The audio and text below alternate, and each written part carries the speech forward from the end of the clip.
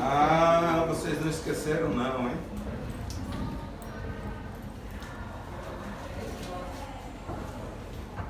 Seis, 9 a 13, não é isso?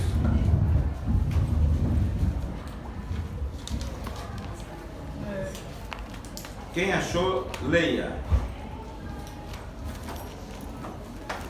Portanto, vós orareis assim: Pai nosso que estás no céu, santificado seja o teu nome, venha o teu reino, seja feita a tua vontade, tanto na terra como no céu. O pão nosso de cada dia dá-nos hoje, perdoa-nos as nossas dívidas, assim como nós perdoamos aos nossos devedores. E não nos induzas à tentação, mas livra-nos do mal. Porque teu é o reino e o poder e a glória para sempre. Amém. Amém. A tônica está no verso 12. É? É. Mas o que é oração? É o alimento para o crente. Nossa. É profundo, né? Fala sério. Tem certeza? Absoluto. E por que poucos oram? Porque estão mal alimentados. É a comunicação que o crente tem com Deus, né? Oração. Querida, né? Eu vejo a oração como E o que é isso aqui? Palavra. O que é a palavra? O Alimento. alimento. Então, a palavra é alimento e a oração. Alimento. Comunicação. Né? Comunicação íntima com Deus. é a comunicação que se alimenta. Tá entendendo? O alimento é a palavra. Então, querido. Ela é o pão que nos sacia. Shalom, shalom. Ela ia falar? Diga. Luana, fala mais alto. Eu vejo a oração mais como um pilar mesmo que sustenta a nossa relação com Deus. Tipo, com uma relação comigo, se você não conversar com Ele, a relação não vai se manter. E é isso que sustenta a nossa relação com Deus. A oração é falar com Deus. A força do crente. Aí eu concordo com você. A força do crente é a oração. O alimento do crente é a palavra. Ela te alimenta. A palavra é a substância que nos alimenta. Mas nós precisamos muitas vezes de força. Quando Jesus desce do monte da transfiguração, aonde foi a transfiguração de Jesus? Sobre que monte ele transfigurou? Já que estamos na escola, eu vou fazer pergunta. Um monte de irmão. Ué? As oliveiras? Não, foi lá em cima, foi lá perto do Mar do Deserto. Jesus vai a um monte e leva Pedro, Tiago e João e lá ele Transfigurou-se. transfigurou-se. Que monte era esse? Nós estivemos lá. Não, nós não estivemos não. É Monte Tabor. Tá bom. Mas não, tá bom, não é o mesmo do irmão. Não. Hermon, nós estivemos no Hermon. É. No Hermon que no inverno ele congela e quando ele derrete o degelo, ele frutifica o deserto do Negev. Essa semana. Você viu? Aí, aí o que acontece na transfiguração? Os discípulos estão embaixo lutando com o endemoniado e não conseguem expulsá-los. O pai aflito. Qual foi a resposta de Jesus? Por que nós não conseguimos expulsar? Porque só com oração e jejum essa caixa sai. E eles estavam fazendo o quê? Medindo força com Satanás. Isso. Então, eles precisavam de oração. E não medir força. Não, para ter força. Sim. Se você tem oração, você fala sai, ele vai sair. Autoridade. É autoridade, é força. O que Jesus disse no capítulo 10, verso 19 de Lucas? Eis que vos dou Poder. e esse poder é vindo através da oração. Então, se o crente realmente crê nas evidências da palavra e ter uma vida regrada, fundamentada na palavra, no capítulo 2, verso 42 de Atos dos Apóstolos, palavra, comunhão, partir do pão e oração. Ele tem tudo para ser um crente bem sucedido. O problema é que nós estamos deixando os fundamentos. Nós estamos querendo lançar outros fundamentos que não aquilo que a Bíblia diz. E aí, meu filho, vai ficar sem saber, ouviu o galo cantar em algum lugar, mas não sabe.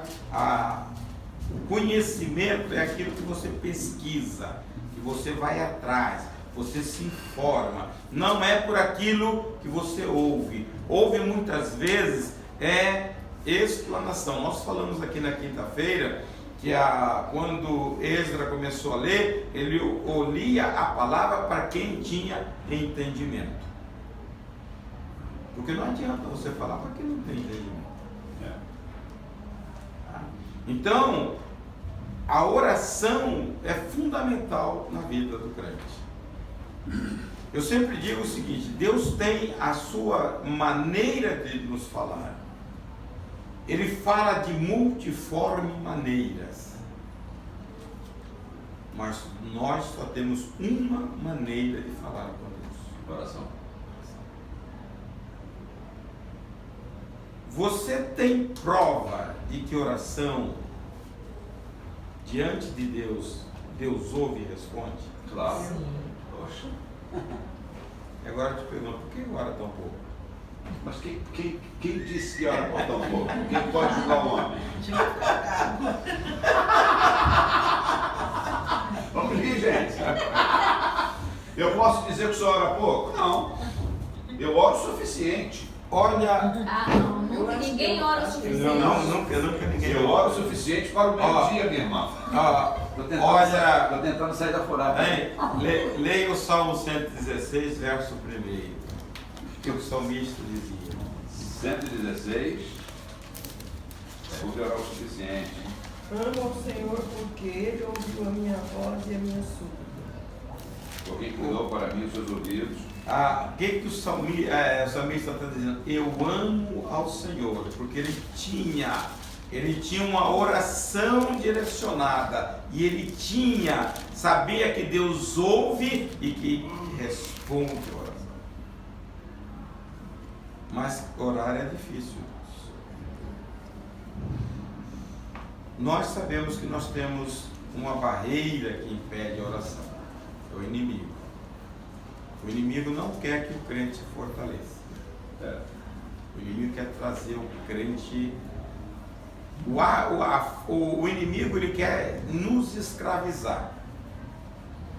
E a oração, ela produz, a palavra e a oração produz libertação no crente. Uma te liberta de conceitos e outra te fortalece. Com a oração você invade a área do inimigo, você vaza, sapateia, porque ele sabe que ele não pode tocar. Hoje você não vê muita manifestação de endemoniado. Quer dizer que acabou os endemoniados? Não, é o que mais tem. É o que mais tem. Está faltando é poder. Exatamente. O crente não acredita mais. Falta poder. Perdão. Viu? Falta poder em nossa vida. Isso vem com oração. A oração é um meio de relacionar com Deus. E nós vamos, o desenvolvimento da oração, ela tem que se dar como é a nossa relação com uma pessoa da nossa confiança ou da nossa amizade. Se você gosta de estar com a pessoa, para conversar com a pessoa, assim seria a nossa vida com Deus. Capítulo 5, verso 17 de 1 Tessalonicenses, ali diz, é um versículo bem curtinho, fala assim: orai sem cessar. Tá? Então eu preciso estar orando, ter o meu momento de devocional e estar em contínua oração ao Senhor. Quando você está no trânsito, quando você está parado, Você tem que estar sempre em oração. 1 Tessalonicenses. 2 só vai até o capítulo 3. 5:16. Tessalonicenses tem 5 capítulos, só o primeiro. 2 Tessalonicenses está 3. Então, capítulo 6, verso 18 de Efésios, diz o seguinte: orando em todo o tempo no Espírito. Então, aí ele fala algo muito mais profundo que o crente deveria desenvolver. Oração no Espírito. Há um conceito antigo que os cristãos, os denominacionais, inclusive os assembleianos, quando eles iam fazer qualquer coisa na igreja, cantar, irmãos, orem no Espírito. Só que eles não sabem o que é orar no Espírito. Falta de conhecimento. Todo mundo, quando fala orar no Espírito, é aqueles que ficavam mudos, né? E orar no Espírito não é isso. Orar no Espírito é Línguas. línguas. Até eu, como batista, sei disso. Ex-batista, né? Boa, Márcio. Orar. Mais para lá do que para cá, né? Misturado. Por que Judas 20 também fala sobre isso? Por que esse tipo de oração Paulo está incentivando, orando em todo o tempo no Que o Espírito? diabo não consegue entender. É um relacionamento direto com o Pai. É porque, na verdade, a gente não sabe orar como convém. Então, o Espírito, ele ora o que a gente precisa, não o que a gente quer. Capítulo 14, 2 Coríntios, versículo 14, diz: quem ora em línguas, ora bem. Ora de fato. A melhor oração é em línguas, porque ela sai do Espírito, a não ser que a sua língua seja uma língua carnal. Deixa eu ler lá, Judas.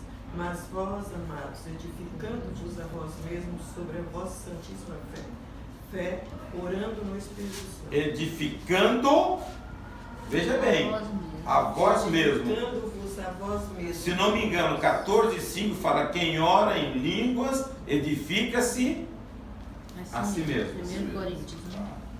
Então, 14:4, 14:4, né? que fala língua estranha, edifica-se A a si si mesmo, mesmo. 14:4. Por isso que não deve ser falado em público. É, mas é uma oração poderosa, porque segundo 1 Coríntios 2:10, ele fala: quem conhece o homem? E ele repete, é o Espírito que está no homem. Quem te conhece profundamente é o seu Espírito. Nós falamos aqui há pouco tempo sobre espírito, alma e corpo. Jó diz: o sopro do Todo-Poderoso me deu vida. Então a vida que nós desfrutamos na alma e no espírito é uma vida que vem do espírito nosso. Mesmo o homem sem Deus, o espírito dele é o que vivifica ele.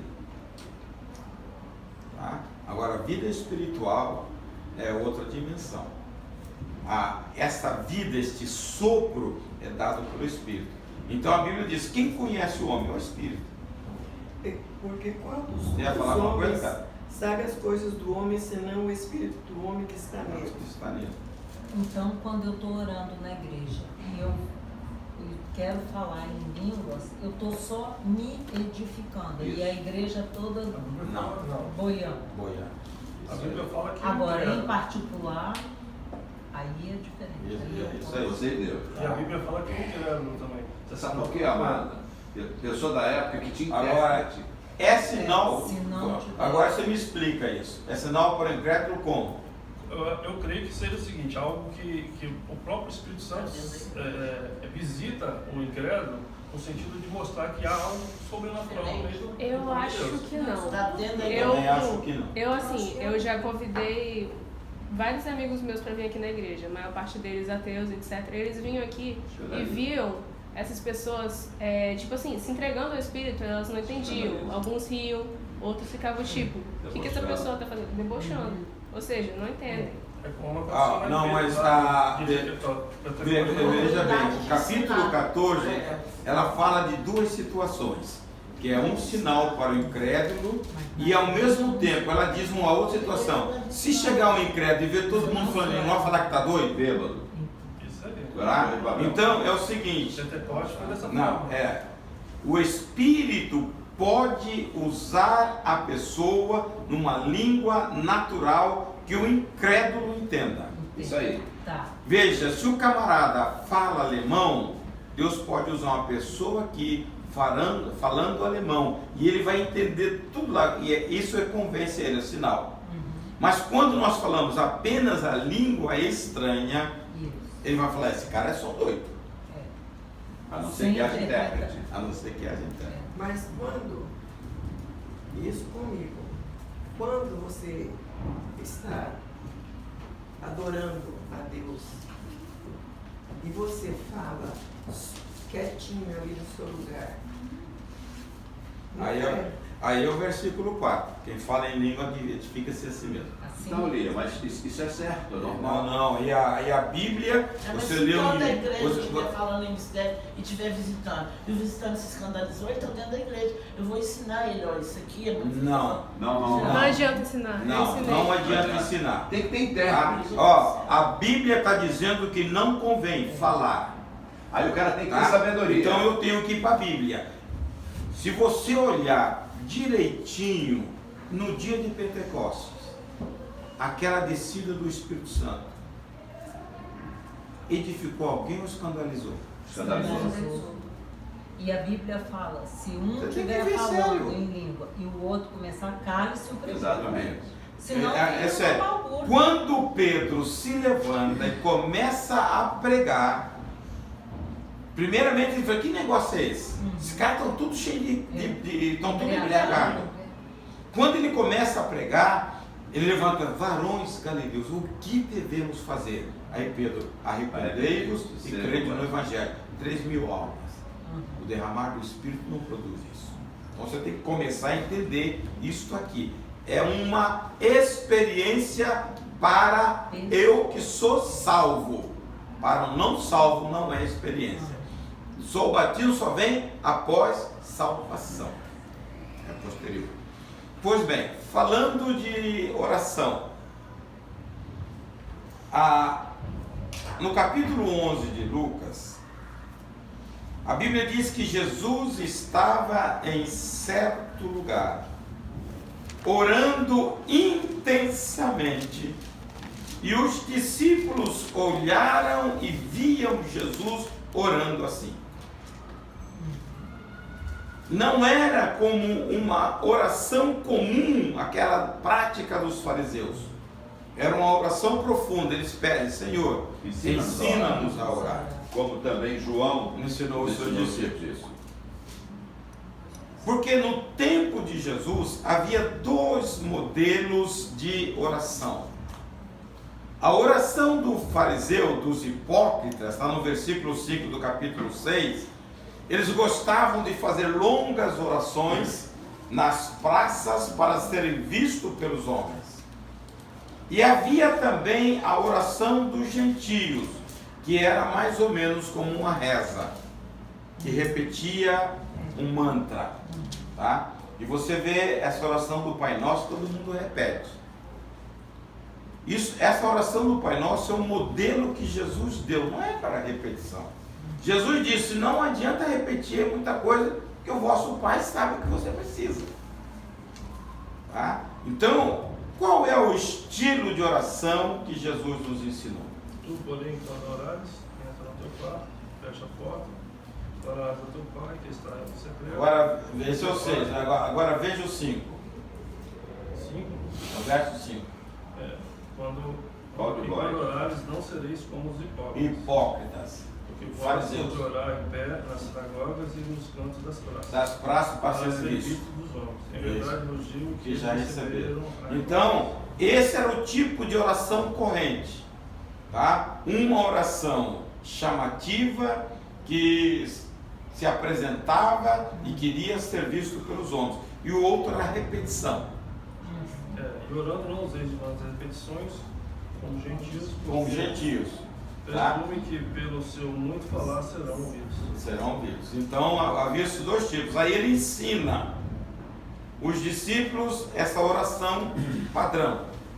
O que existe nessa oração que a gente pode tirar proveito? Não, nós estamos numa época que a gente vai a Deus na hora do sufoco. Se o mar está tranquilo, mar de brigadeiro, você está numa boa. Você nem lembra que Deus existe. A hora que o negócio começa a apertar, aí você acha o caminho da oração. E quando você acha o caminho da oração, você vai com a lista de todo tamanho pedir. Essa é a realidade. Tá? Quando você vê a oração modelo que Jesus está ensinando, ele diz: Pai Nosso. Ele está mostrando que existe um Pai que é de todos. Para você sentir-se filial, filho. O filho é aquele que tem liberdade de entrar na recâmara do pai e conversar, deitar com ele ou pedir alguma coisa. Então ele está quebrando intimidade.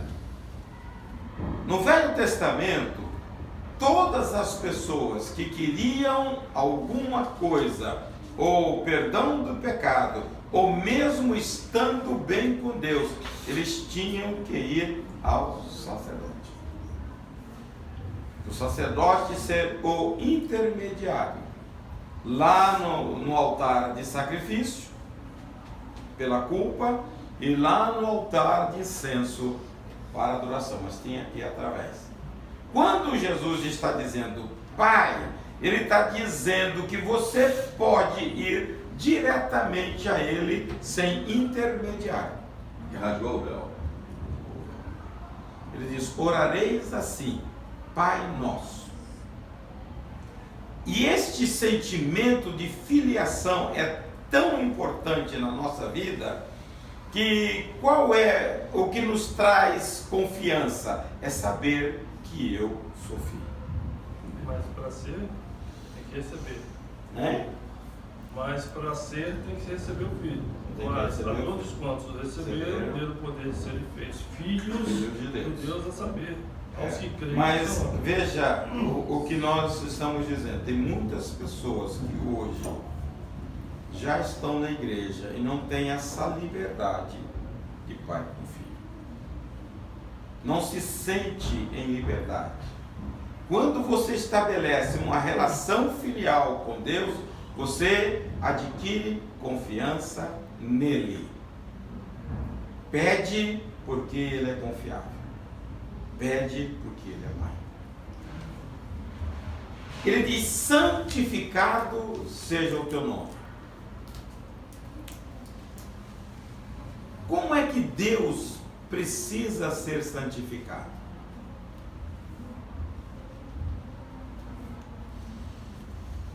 Ele já é, pastor. Ele precisa ser? Isso aí que ele fala não é tipo as pessoas, uma espécie de respeito, não sei. Temor, eu acho. A santidade de Deus o coloca acima de tudo, porque ele não pode se contaminar com nada. Sabe? Mas olhando para nós, como eu santifico Deus? Não é com a Bíblia. Obedecendo.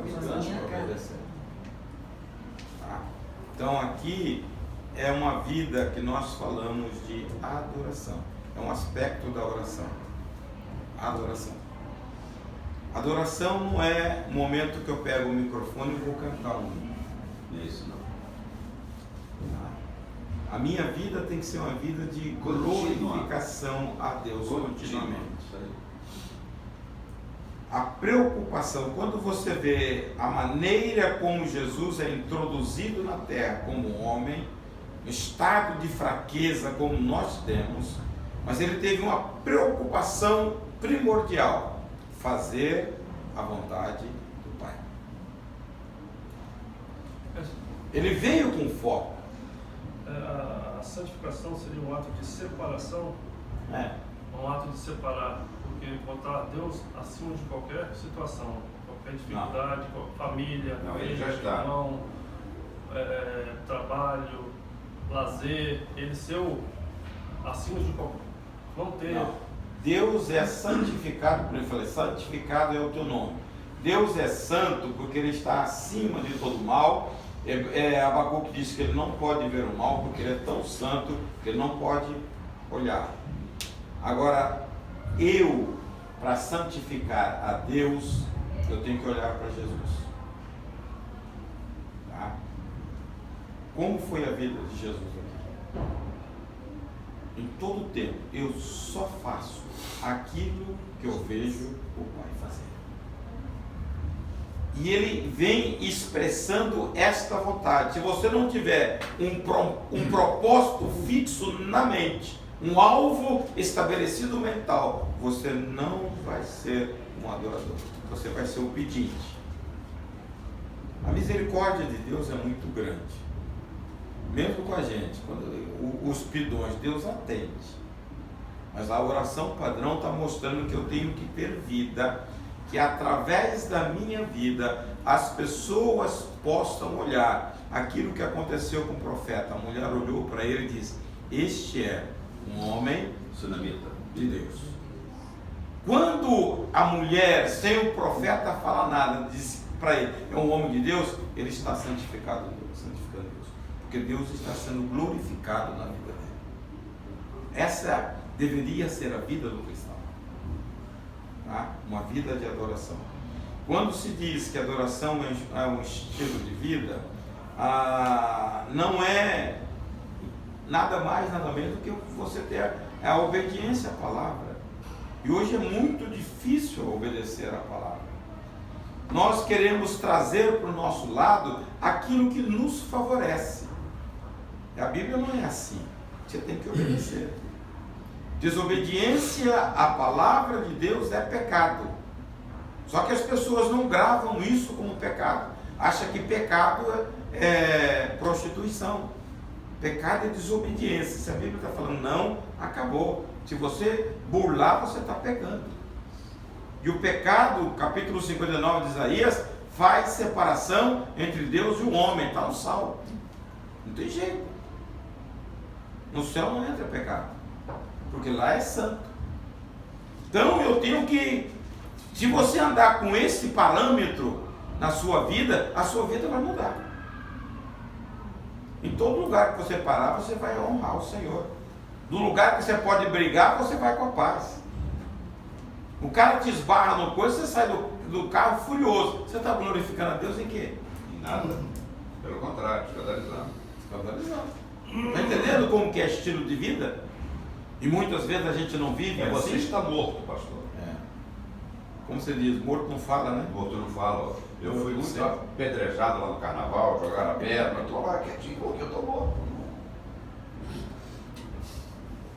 Mas o dia que você ressuscitar, a gente vai apedrejar. Não. Eu estou morto, ressuscita, cara. Só quando Jesus quer.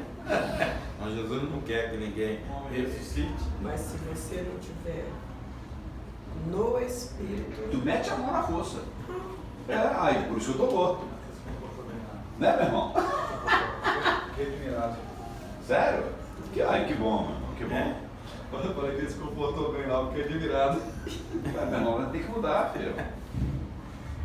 Tá? Então, essas coisas nós temos que, senão não adianta você chegar, Pai nosso que está no céu, santificado seja o teu nome, e ter uma vida levada à breca.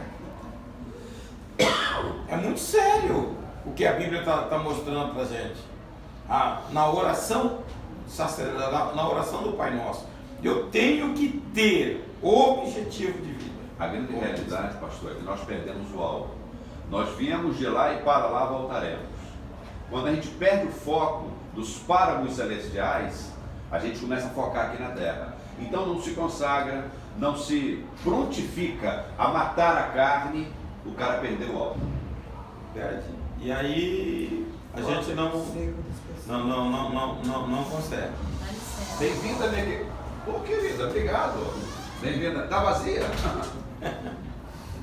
É cheio. Mas a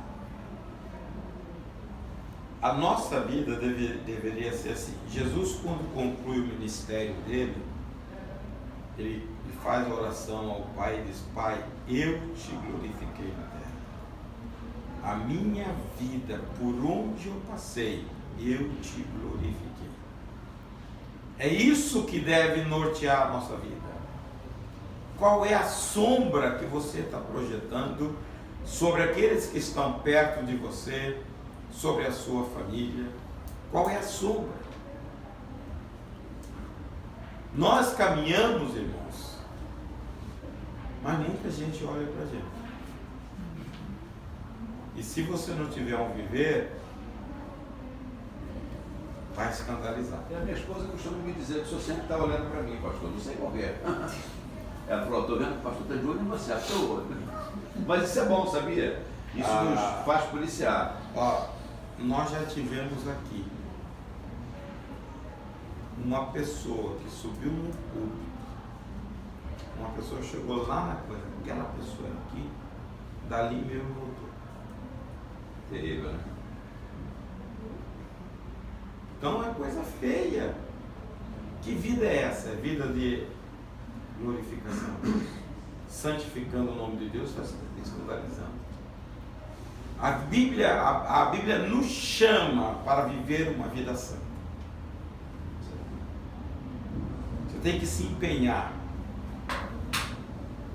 Uma vida santa e irrepreensível em amor. Uma vida que possa refletir Jesus. E ele diz: santificado seja o teu nome. Logo, uma introdução na oração é de adoração. Adoração, o que ela foca quando nós estamos na adoração? Exaltar o Senhor.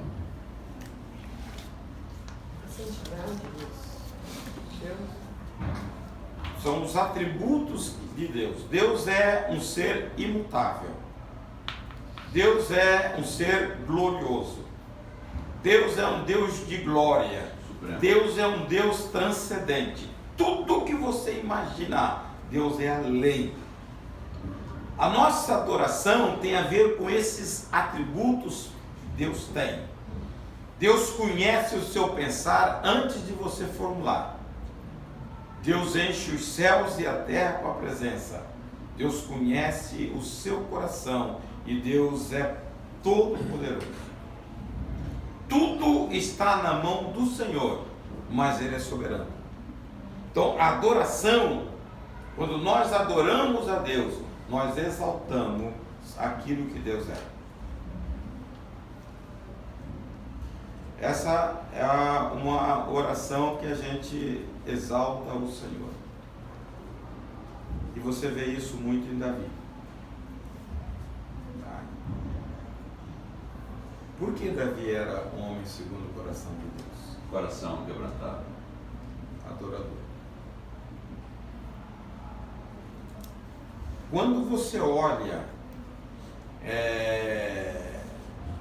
o templo de Salomão e o tabernáculo de Davi, o tabernáculo de Davi era uma tenda, que no meio dela tinha a arca.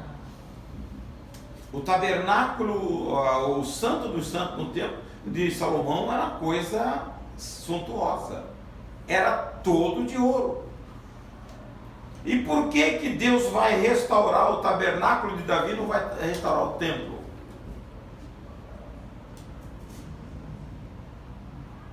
Porque porque ali era uma religião, era uma cerimônia religiosa. Aqui era um adorador prostrado.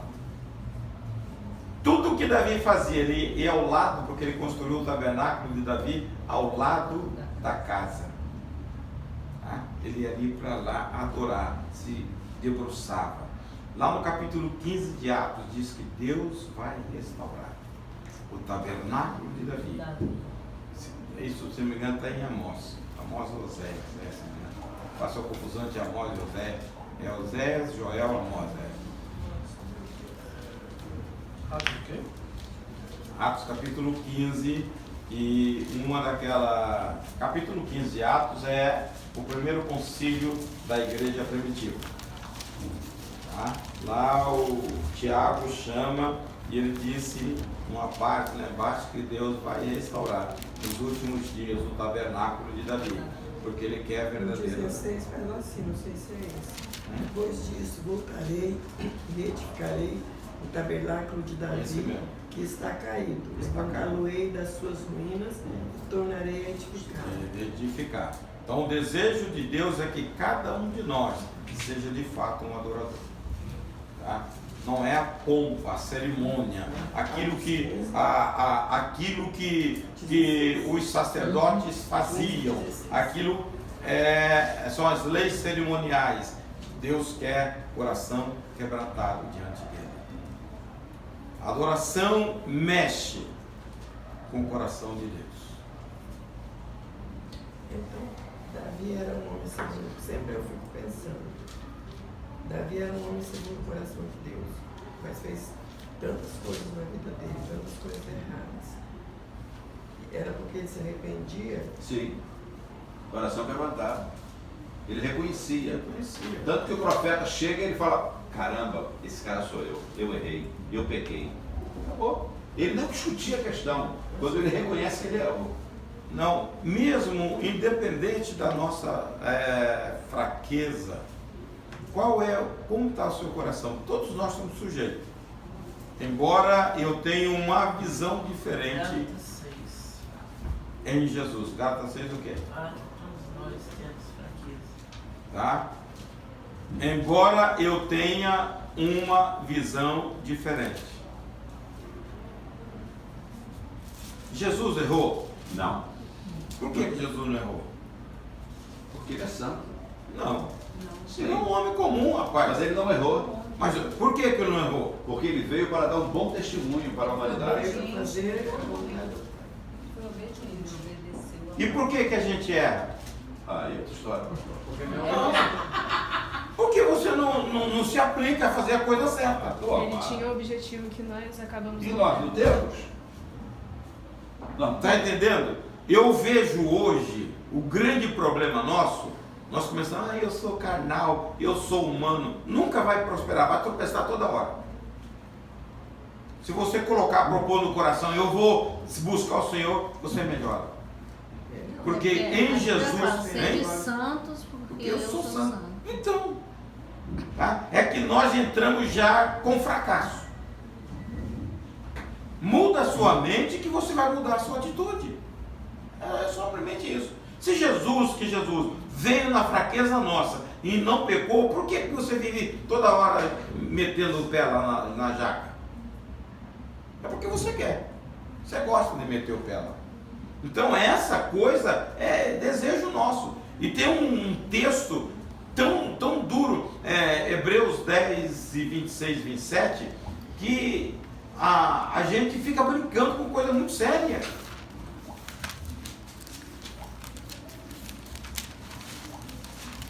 Ninguém achou? Porque se pecarmos voluntariamente, depois de termos recebido o conhecimento da verdade, já não resta mais sacrifício pelos pecados, mas uma certa expectação horrível de juízo e ardor de fogo que há de devorar os adversários. Veja, se você fica brincando, você não tem mais desculpa.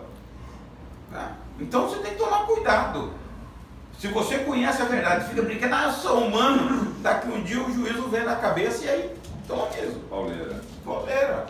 Então essas coisas. Jesus foi um homem semelhante a nós.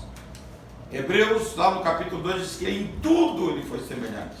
4:15 diz que ele gosta de ser sumo santuário, porque em tudo ele foi semelhante a nós. Então você pode, ele te deu o exemplo, te modelou. Por quê? Porque ele veio fixado em fazer a vontade de Deus e não pecar. Porque não temos sumo sacerdote que não possa compadecer-se das nossas fraquezas. Antes foi ele tentado em todas as coisas, a nossa semelhança, mas sem pecado. Veja, se ele foi tentado a nossa semelhança, por que você vive caindo? Porque você quer. Se Jesus fosse semelhante e caísse toda hora, como a gente toda hora que admite, nós não seríamos salvos. Mas não, ele veio com um propósito. Passar por aqui com toda fraqueza.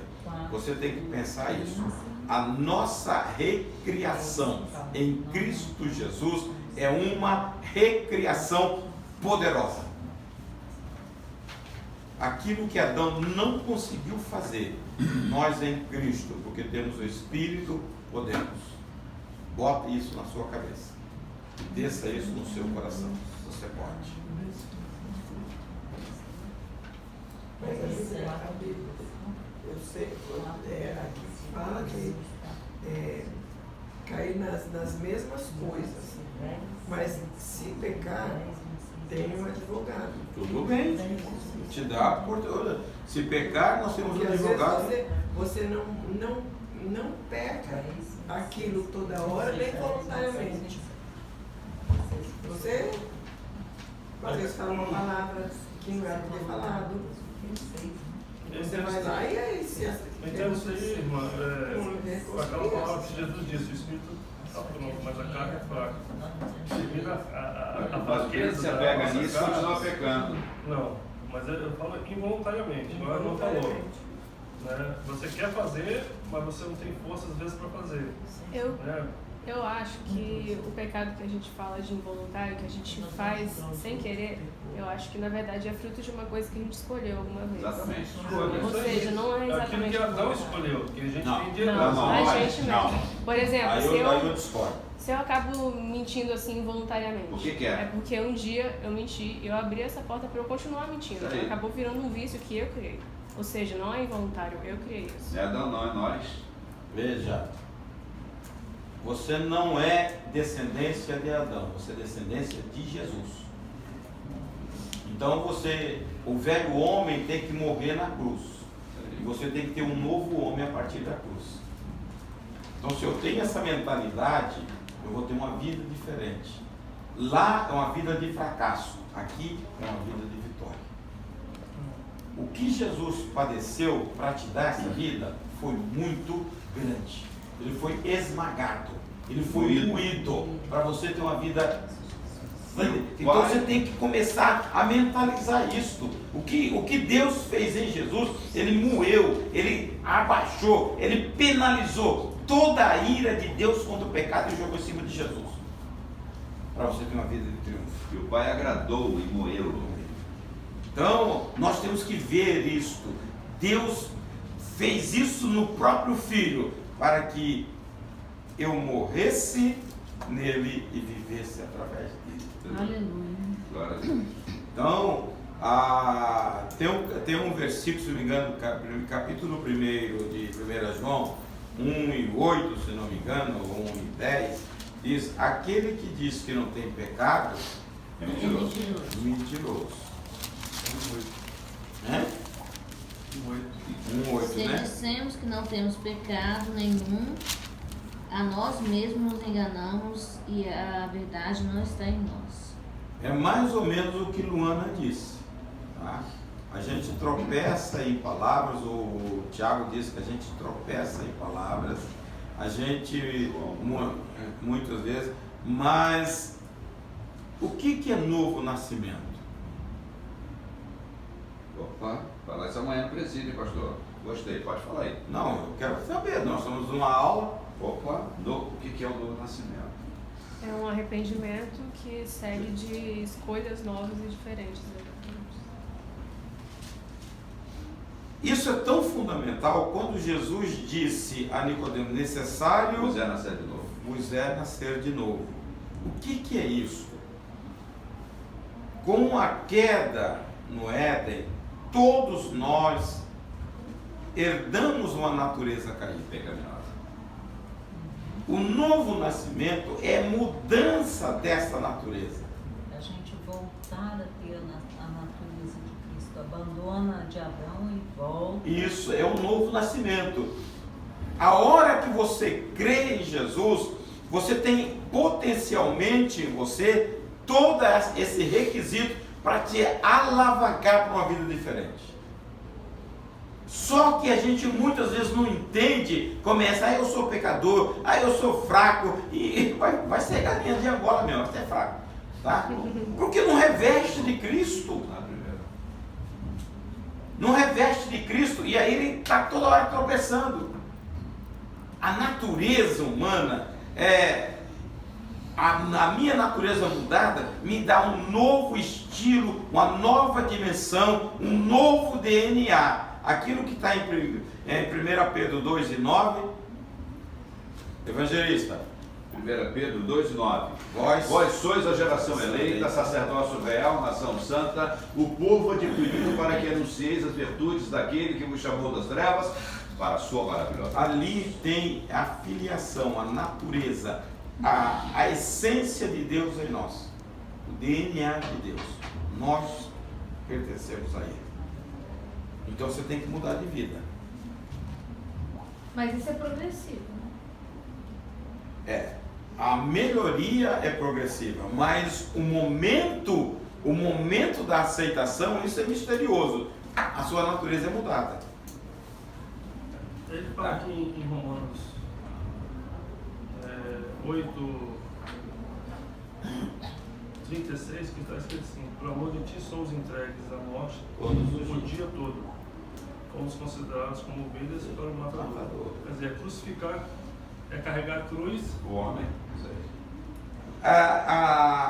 Contínuo, né? O Evangelho. Sempre dizendo não à carne, não ao o Evangelho mortificando a carne. é aquilo que Jesus disse, 16:24 de Mateus. Negue-se a si mesmo, tome sua cruz e siga-me.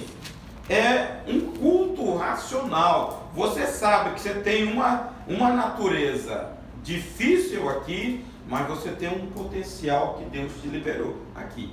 Então você tem que viver nele. Se eu der vazão ao meu instinto, eu me torno um animal. E eu não posso. Eu tenho a natureza de Deus, então eu tenho que voltar. É o Pedro antes e o Pedro depois. Então, e esta força, já que nós estamos falando nisso, tem tudo a ver com oração. Esta vida de vitória sobre nós tem a ver com oração.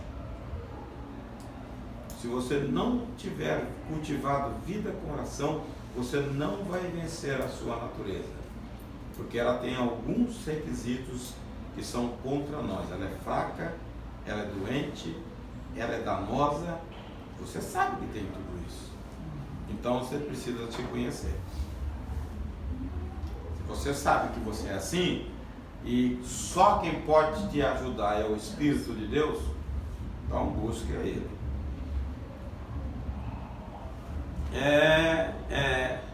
Que santificado seja o teu nome. Venha o teu reino. A palavra no grego, o reino, é basileia. Reino de Deus, basileia, chutel. Tá? Basileia quer dizer domínio sobre nós. Então venha o teu reino, é que a vontade de Deus seja ela dominadora sobre a nossa vida.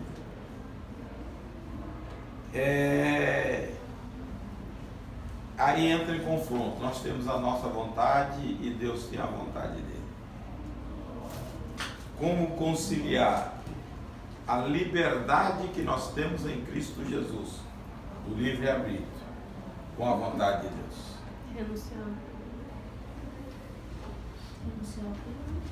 Renunciar às suas vontades. Matar o meu eu. Esse é o reino. Esse foi o projeto de Deus desde o Éden. estabelecer o reino dele aqui. Aquela expressão de Davi lá no Salmo 40, né? Sobre o ato de furaste minha orelha. Né? Ele renuncia a sua liberdade para ser servo de Deus. Servo voluntário de Deus. Isso aí. Esse é o propósito. Quando a gente começa a olhar profundamente a palavra de Deus, Deus não quer ninguém servindo forçado. Eu penso, essa já é a minha teologia nas horas que eu estou pensando sobre a palavra. Eu penso que Deus fez uma aposta, um desafio com Satanás. Tá? Nós falamos aqui na última aula sobre o homem um ser inferior aos anjos. Deus tem um desafio com Satanás. Eu vou fazer um ser menor do que você, que ele possa me adorar voluntariamente. Essa é a grande chave. Tá? Deus deu plena liberdade a Lúcifer. Era um varão, era um anjo mais poderoso, mais lindo, mais brilhante. Ele tinha o domínio da adoração. E ele caiu. E Deus fala, eu vou colocar uma pessoa inferior. Deus aposta em nós para adorá-lo de uma maneira livre. Por isso coloca no homem o livre-arbítrio. Você não é forçado a adorar. Você tem que reconhecer quem é Deus para você expressar uma boa adoração. Se você não fizer isso, você nunca será o homem segundo o coração. Nunca conhecerá quem é Deus. Tá? Aquele temor que a gente tinha, que os pais falavam, menino, não faça isso, senão você vai para o inferno. Deus não quer isso. Eu tenho que ter culto racional, eu tenho que usar minha mente, saber o que eu estou fazendo a um Deus que é soberano e que merece a minha adoração. Isso de uma maneira livre. Agora, eu penso também, né? Agora eu estou fazendo igual o Senhor, estou imaginando. Eu fico às vezes, agora eu estou lendo e imaginando. Deus foi muito esperto, porque quando ele criou, ele falou assim, bom, eu vou deixar, tenho livre-arbítrio e tudo, mas vai ter um pedacinho aqui que só vai ser satisfeito com a minha presença. Ele vai poder ter tudo, domínio de tudo. Mas se ele não tiver a minha presença, ele não vai ser satisfeito. Por isso que a gente vê os homens aí, bebendo, fumando, drogando, fazendo, e não acha. Quando passa aquilo, vem aquela frustração, a tristeza, o vazio, porque o vazio, falta aquela porçãozinha que é o Senhor. Quem nos criou? Deus. Nós somos criaturas de Deus, formado por Deus. Então a essência de Deus ele colocou em nós. Isso o homem sente. Sente falta. Sente falta. E só se satisfaz, é como o Senhor fala diversas vezes, pode ter nada, mas se tem Deus está preenchido. Tem tudo, está feliz, está buscando. Está buscando. Tá olha, feliz. O que é que o crente não sabe desfrutar. O que é vida de Deus em nós? É vida eterna. A vida de Deus, ela entra no nosso ser. E vida eterna começando aqui. Leia 5:24 de João aí. E fala assim, em verdade vos digo, quem ouve a minha palavra e crê naquele que me enviou, tem a vida eterna. Tem. Então ele não está dizendo que terá, está dizendo algo presente. Não entra em juízo, mas passou da morte. Passou da morte para a vida. Então é algo que você possui imediatamente, vida de Deus. Agora, esta vida pode ser pequena ou pode ser grande, à medida que você conheça Deus. Aí tem que ver com conhecimento. Qual o tamanho do Deus que você conhece? Um Deus que cura dor de cabeça ou um Deus que cura câncer e ressuscita mortos? Está entendendo? Se você conhece um Deus expansivo, a sua vida vai ser tamanho do conhecimento do seu Deus. Se você conhece um Deus minúsculo, você vai desfrutar pouco dele. Por isso é fundamental conheçamos e prossigamos em conhecer o Senhor. Então, é a busca por esse Deus, pela grandeza de Deus. Eu não consigo, tá, dentro da minha imaginação, visualizar Deus, porque a Bíblia diz que Deus é Espírito. Mas, ao mesmo tempo, eu vejo a grandeza, porque eu leio sobre o universo. É um negócio de doido. Você não consegue saber o tamanho do universo. Tem bilhões de galáxias. Em cada galáxia tem bilhões de estrelas. E a Bíblia diz que ele sabe o nome de uma por uma. 7,5 bilhões de habitantes. Se todos orarem, Deus ouve todos ao mesmo tempo. E Deus tem uma maneira de dirigir a cada um de nós separadamente. Deus não é um Deus de, como se diz aquela... De arrastão. Não, é aquilo que se faz nas fábricas, né? E de padrão. Produção contínua. É, produção contínua, vai saindo. Não, Deus é individualista. Sabe cada um. Ele tem uma maneira específica de nos comunicar individual. Isso eu acho fantástico. E Deus é o controlador. Ele sabe tudo que acontece sobre o universo. As estrelas que estão nascendo, as estrelas que estão morrendo, os meteoros que vão cair, ele tem o controle de tudo. O dia que nós vamos. O dia que nós vamos, nossa história está contada no livro dele. Então, quando você começa a pensar, que Deus é esse? Por isso que ele é transcendente. Você fala, não dá para atingir, é muito grande. Quando você pede, venha o teu reino, você quer que ele domine sobre a sua vida. Ele reine sobre você. Esse é o desejo de Deus. Capítulo 17 de Lucas, acho que o versículo 21, quando Jesus começa a ei-lo ali, ei-lo aqui, ei-lo acolá, mas ele fala, o reino de Deus dirão, ei-lo aqui, ei-lo ali, porque eis que o reino de Deus está entre vós. O reino de Deus está entre vós. Isso. Tá? Então, Deus desce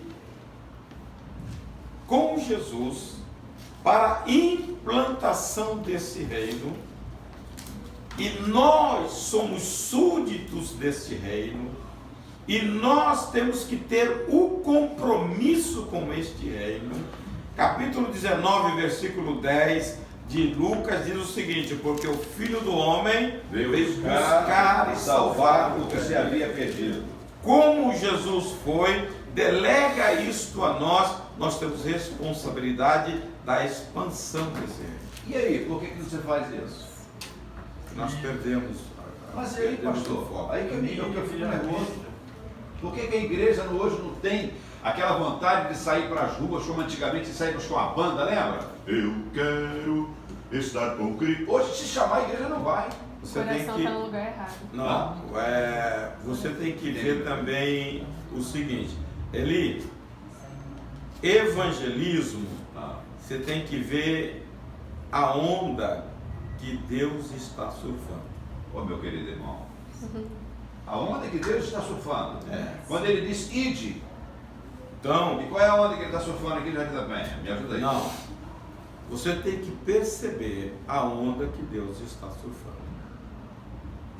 Você sai, bota um trio elétrico ali, prega o evangelho, qual vai ser o resultado? É pessoal, pastor. Hein? Vai no tete a tete aqui no... Você tem que perceber. Eu sei disso, fazer estratégia. Então, você tem que perceber. Eu trabalho com isso, Tá? estratégia. Não, Planejamento. veja bem. Hoje, você pode atingir uma pessoa. E uma alma vale quanto, mestre? Mas escuta, não é isso. Você tem que ter estratégia. Calma, filho. A onda do surf agora são as células. Tá? Se você não perceber essas coisas, a história te mostra. A história te mostra. Então você tem que ser efetivo naquilo aonde você pode atingir mais. Então, veja, Deus é um Deus multiforme. Lá atrás foi assim, como Deus muda, hoje não é. Mestre, tanto concordo que temos uma célula. Eu sei, mas... Agora, hoje, se nós formos na beira da praia com violão, claro que isso tem efeito, pastor. Muito pouco. Agora, mas tem, meu querido. Eli, o cara tá lá passando, bebão, aí tu começa, Eli, como é que Eli, eu vou te dizer, é muito pouco. Eu vou te dizer uma coisa, quanto tempo nós estamos aqui na Roda Lama? Quantas pessoas da Roda Lama estão aqui? Mestre, mas eu não me preocupo em eles virem para cá, não. Eli, você está cumprindo, mas é uma coisa eficiente, Eli, ao passo que você pode lançar fundamento e edificar a pessoa na célula, é diferente. Célula... eu penso assim, esse evangelismo... a semente cai ali numa terra dura. Isso. Porque a pessoa não nasceu de novo. Eu acho que na célula... É isso aí. É isso que eu estou falando. Eu tenho que perceber. Isso é sabedoria de Deus. É entendimento espiritual. Você começa qual a maneira de eu atingir as pessoas para que elas sejam salvas. Não é você falar muito, que resulta em pouco. Está entendendo? Claro que eu entendo. Então você começa a visualizar e a orar. Senhor, me dê uma oportunidade. O problema nosso é que o evangelista hoje não ora. Não vai ter resultado. Começa por aí. Para você ganhar a alma, você tem que orar bastante. Claro. O preço não orar, você não tem nada. Tá? E aí, você transformar. Você olha para Jesus. Os maiores discursos de Jesus foram com pessoas individuais que se tornaram missionários. Tanto a mulher samaritana, como o gadareno, como Nicodemos, Jesus fala individualmente. Tá? Então, quando você trata uma pessoa na célula, essa visão que não entrou ainda, nós vamos começar, é preparar uma pessoa com base sólida na palavra. Você canta o hino ali, eles ouvem, pede uma oração aqui, ora, porque quase todo mundo é desviado, ele vai embora.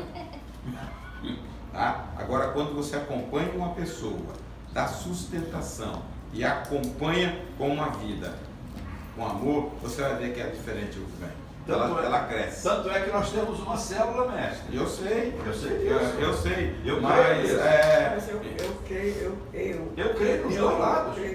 Claro. Eu sei. Eu não sei. Mas, Lia, o meu pastor está falando e eu respeito. Mas olha, a minha chamada é de Deus, cara.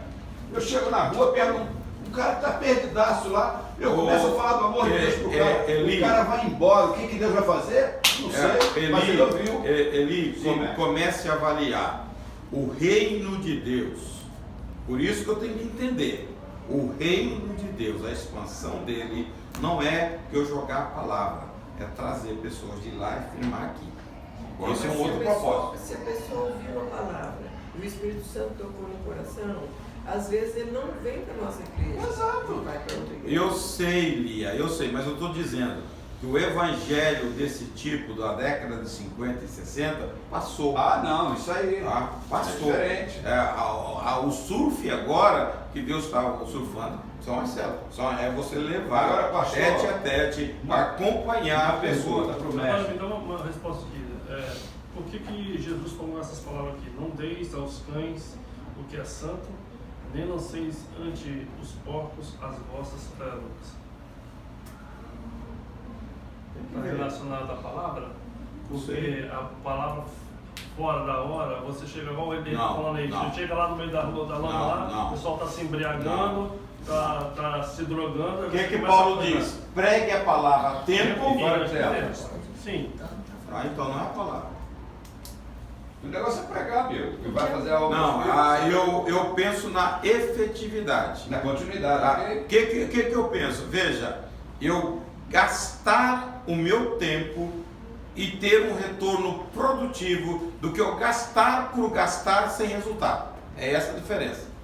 Tá? Você não vai fazer nada. Eu tô aqui, eu tenho que fazer com um objetivo que eu possa mensurar. E a gente vive hoje, pastor, numa época muito difícil, onde as pessoas não abrem os seus lares. As pessoas têm medo. Claro, e é perigoso mesmo. Por isso que a gente tem que trabalhar com a relação que a gente tem. Colegas de trabalho e colegas de faculdade. Vizinhos, tá? Para você pois é, não adianta você pegar o trio elétrico e ir para ali e isso o aí. seu vizinho te odiar porque você faz mil coisas erradas. Mil coisas erradas. Por isso que a vida tem que ser respaldada.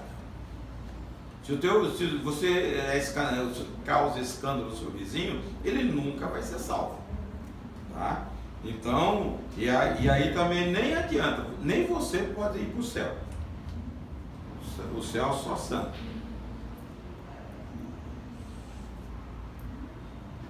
Faça-se a tua vontade, assim na terra como no céu. Isso é pleno sobre a nossa vida. O pão nosso de cada dia nos dá hoje. Deus é o provedor das nossas necessidades básicas e também das nossas necessidades emocionais. Por que tem muito crente doente emocionalmente? Que não conhece o Deus que serve. Não, porque quer mais do que a necessidade. Eu quero ter... Eu preciso de um par de sapato, 2, 3, não, mas lá em aí casa eu é tenho assim. 10. Ah, não, E fala toda que é pouco, mulher... não. Tem pouco, a gente nunca tem, né? A gente nunca tem, mas Deus proveu. Ele é o provedor, mas a gente quer agora muito. No versículo 25 diz. E só quer coisas materiais. A ansiedade. Veja, se eu tenho um Deus como Pai, sei dessa relação com Ele como provedor, tem necessidade de um crente viver estressado, preocupado, ansioso? Aí você vai para o versículo 25. Ninguém vive assim, pastor. Hein? Ninguém vive assim. Não, no seu consultório não, né? Não. Ninguém chega lá com o coração. Até menino de 16 anos chega lá, tô com dor no peito. Então.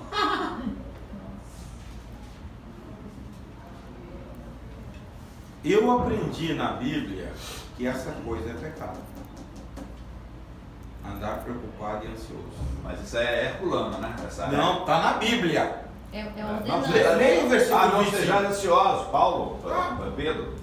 Paulo, Filipenses 4 e 6. Até porque não andeis ansiosos de causa... isso, né? Hein? Jesus também fala, né? Jesus fala no versículo 25 desse capítulo. Não, leia aí. Porque, por isso eu vos digo, não andeis ansiosos pela vossa vida, quanto ao que haveis de comer, beber, nem pelo vosso corpo, quanto haveis de vestir. Olhai as árvores do campo. Não é a vida mais do que o alimento e o corpo mais do que as vestes. Mas isso está acabando com as pessoas. Não, e é isso aqui, ó. Qual de vós, por ansioso que esteja, pode acrescentar um côvado na sua altura? Porque é isso que eu falo. Não adianta ficar ansioso, não vai resolver nada. Só vai... Eu vou falar uma coisa para você. No entendimento, hoje, no momento atual que nós estamos vivendo, essa grande doença do século é justamente a ausência de Deus, porque a separação do homem de Deus é tão grande e gera uma ansiedade tão profunda, porque ele vai procurar nas drogas, vai procurar... Agora, por que o crente está assim? Não, porque estão justamente se contaminando. Não, porque está dentro da igreja, mas está longe de Deus. É aquilo que eu falei, está dentro da igreja, mas está longe. O coração está aqui, mas está lá preocupado com os bens dele lá, com a fazenda, com o sítio, com... Eu acho que nem isso. Muitas vezes você está preocupado com a escola do filho que vai vencer. Isso aí. São as coisas mais prementes. Se Deus, o pão nosso de cada dia, nos dá hoje. Ele não está pedindo para o amanhã, está pedindo para hoje. É como Deus sustentou o povo no deserto. O maná era diário. É aquele versículo, não se preocupe com o dia de amanhã, né? Basta cada dia o seu mal. Mas é uma ansiedade, e aí você vai falar, eu conversei com o pastor, mas eu sou humano, então carrega a sua ansiedade, fica aí escabelando e você vê onde você vai parar. Tá? Porque a conversa é, eu sou humano, acho que todo humano tem que ser assim. Mas Jesus disse, corpo glorificado. Mas Jesus falou, lançai sobre mim as vossas ansiedades. É isso que a gente precisa aprender a fazer. É difícil, mas tem que aprender. Tem que aprender. E também hoje a comodidade. Deixa Jesus ficar ansioso, a gente não. A comodidade ficou muito grande, a informação também chegou está chegando com muita velocidade. Você vai falar, igual a irmã está falando aí, né? Pessoas jovens chegam no consultório, hoje você abre a internet, o que fala de autoajuda e problema psíquico. É uma coisa assim. É o ramo que está dando aí. É isso aí. Isso aí. Neurolinguista, isso aí está uma mina de dinheiro. Mas isso aí, tudo que as pessoas falam ali, está na Bíblia. Está na Bíblia. Tá na Bíblia. Isso aí. Eles usam a Bíblia para ganhar. São os princípios que estão na Bíblia. Às vezes nem sabe nada da Bíblia. Mas o que ele está falando ali eu vi mandei até para o pastor uma vez uma entrevista que a mulher escreveu um livro. Para você crescer no seu trabalho, você precisa perdoar. Isso ela não é crente, não. É um livro secular mesmo. E ela vai mostrando que se você não perdoar, você não vai crescer, você não vai crescer lá dentro do seu trabalho. A psicologia já definiu isso como tem que ter um gatilho para você liberar perdão, porque senão... Tá? E a gente com essa riqueza aqui, todos os princípios que hoje estão em moda, estão na Bíblia. Por não conhecer, tem gente que paga. Tá fazendo coach, tem o coach especiais, 10, 12 mil reais. Um curso completo com acho que 10, 12 aulas. Mas você tem que olhar a Bíblia, olhar a seriedade da palavra e procurar aplicar. Tudo na nossa vida é processo. Se você é um camarada que rói as unhas, come tudo de ansiedade, vá para os pés do Senhor. Vai que Ele tira. Tá? Ele tira. Você vai ter uma vida tranquila, uma vida normal. É essa proposição de vida que o Evangelho traz para nós.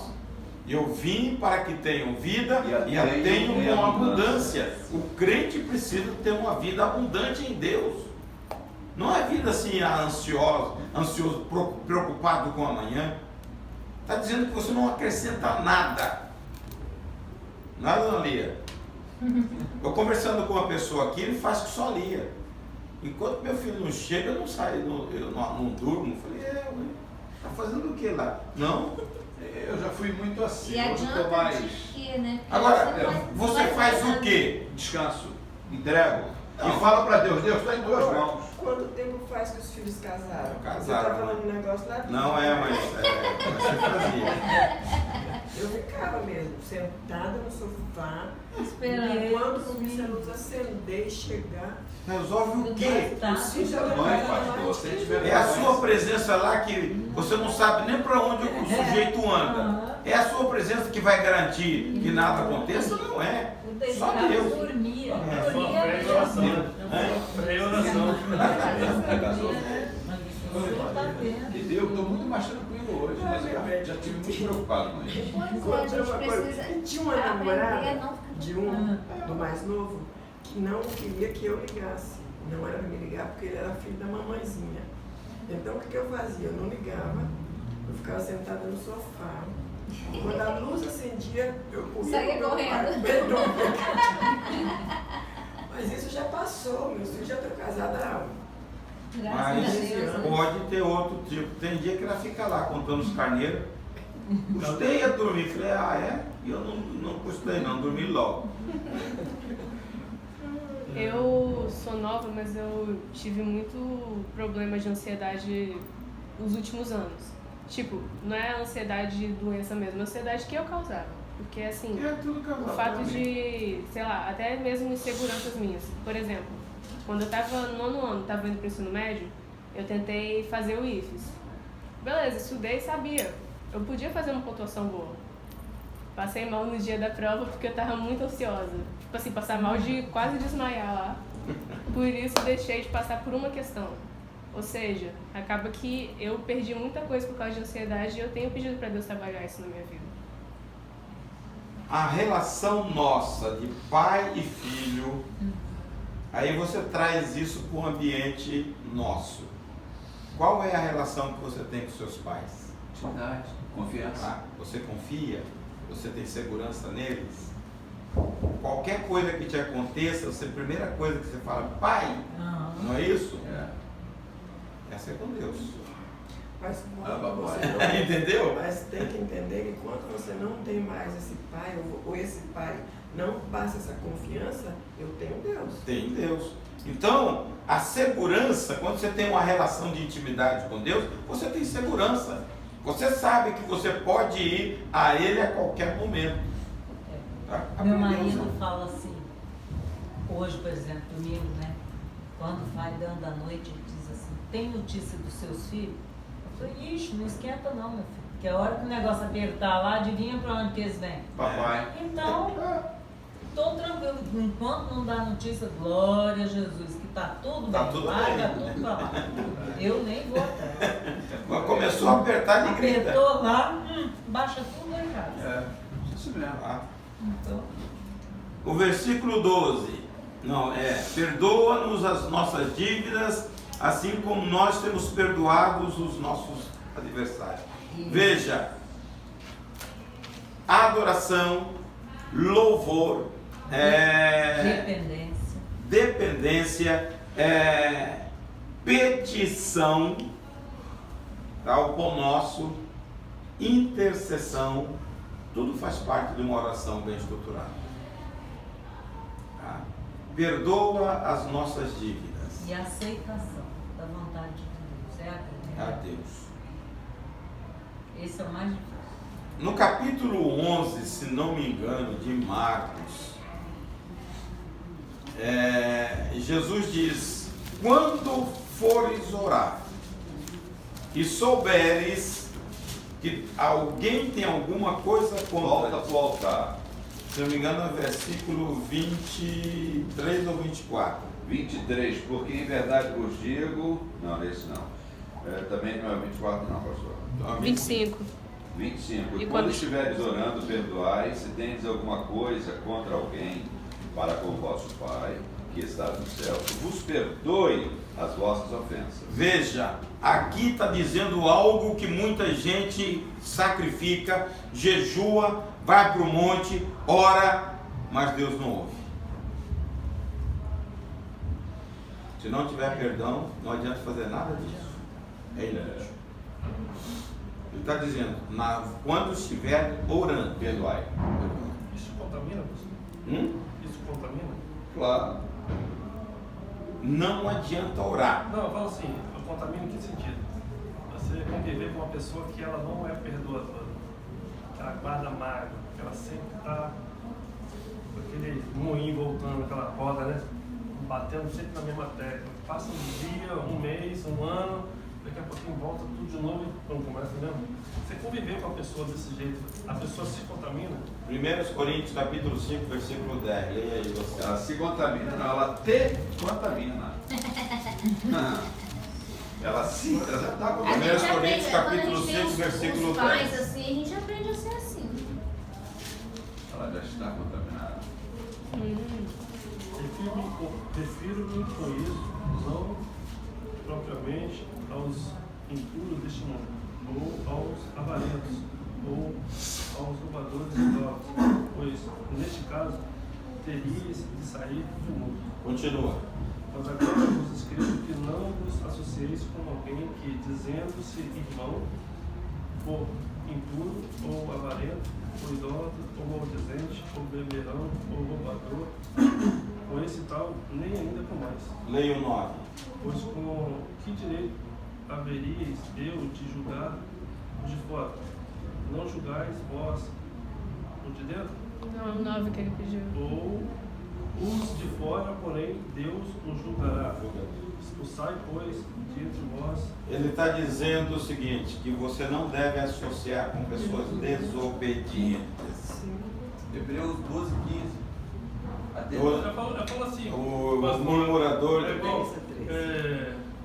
Dá um exemplo. 12 e 15 diz: não sejais faltosos, privando-se da graça de Deus, porque não deixando que a raiz de amargura brote em vosso coração, dominando, contaminando os que lhe rodeiam. Veja, tem que estar vigilante, O meio dela muito vigilante, orando, porque o que ele está dizendo? Ele está dizendo, não estou dizendo pessoas lá fora, lá para no jardim do maligno, mas são pessoas aqui dentro que são desobedientes, são ingratos. Quando você associa, ele fala que nem é para sentar, nem é para comer com ele. Pastor, uma dúvida. Na Bíblia está que o mundo jaz no maligno, certo? Então, e também tem a passagem no deserto que o diabo oferece o mundo para Jesus. Ou seja, o mundo é do diabo, certo? A partir de que momento que o mundo se tornou do diabo? A partir do momento que Adão desobedeceu. O fato dele ter desobedecido não só entregou ele ao diabo como tudo? É porque o governo do mundo estava na mão de Adão. Já no maligno. Tá?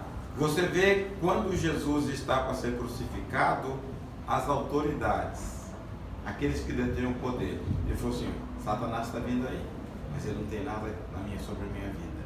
Ele não diz que são as pessoas do poder. Então este mundo ele é controlado por Satanás. Esta é a vigilância que nós temos que ter. Isso para mim chama-se, tem aquele livro psicológico, a inteligência emocional. Eu falo que o crente deveria ter aquilo que está em Colossenses 1:9, inteligência espiritual, percepção dessas coisas. Nós temos um governante no mundo e nós estamos no mundo, mas só que nós não pertencemos ao mundo. Então eu tenho que ter uma percepção para que as coisas que surgem deste mundo não me prendam. Isso aí. Senão eu fico preso. Satanás está criando muita coisa bonita. Muita coisa. Se você não souber usar, você se torna prisioneiro. Então é muito complicado. Foi o Léo que pregou, não tinha sobre isso? O personagem pregou sobre isso. O Danielzinho. Então, o perdão é fundamental para você ter uma vida livre. Interessante que o próprio Senhor Jesus fala em 2 versículos, 14 e 15, sobre esse assunto. Né? Porque se perdoarem aos homens, as suas ofensas, também vosso Pai celeste vos perdoará. E se, porém, não perdoares, também não perdoará. As suas ofensas um pouco, vosso Pai vos perdoará as vossas ofensas. Qual é o desespero dos homens hoje? Não ter o perdão de Deus. Não tendo o perdão, você está sendo montado por Satanás. A Bíblia chama isso de verdugo. Lá no capítulo 18, verso 34. É o verdugo, é o esporeador. Eu sempre penso, porque eu fui garoto, gostava de montar a cavalo e esporear para correr. Eu acho que Satanás faz assim com as pessoas. Ele monta e trazer escravo. Então, o perdão é uma arma que ele usa para trazer a pessoa para o bem. E tem gente que, mesmo se você falar, você vai para o inferno, eu vou, mas não perdoa. Não perdoa. Tem gente dentro da igreja. Eu vejo uma maior dificuldade dessas coisas. Tá? Então, eu preciso ter isto livre. Liberdade começa pelo perdão. Todas as pessoas que estão aí envolvidas com libertação, você pode estudar a fundo. Ele tem algum lugar que ele está com mágoa. Igual eu fiquei pensando para você falar. Né? Todas as pessoas que trabalham. Todas as pessoas que vão para a libertação, tem alguma coisa, falta de perdão. Pode estudar. É coisa, veja, que você traz muitas vezes lá da infância, te marca e você fica prisioneiro. Enquanto você não quebrar isso, você não vai voar. é um pássaro baleado. E o crente foi. Próximo tema, mestre. Fé. Boa. Hebreus 11:1. Sem fé é impossível agradar a Deus. Pode tá? Falar de Abraão também. É o firme fundamento das coisas que não se vê, mas se espera. Abraão, vamos falar muito sobre. Hebreus 11. Então vamos orar.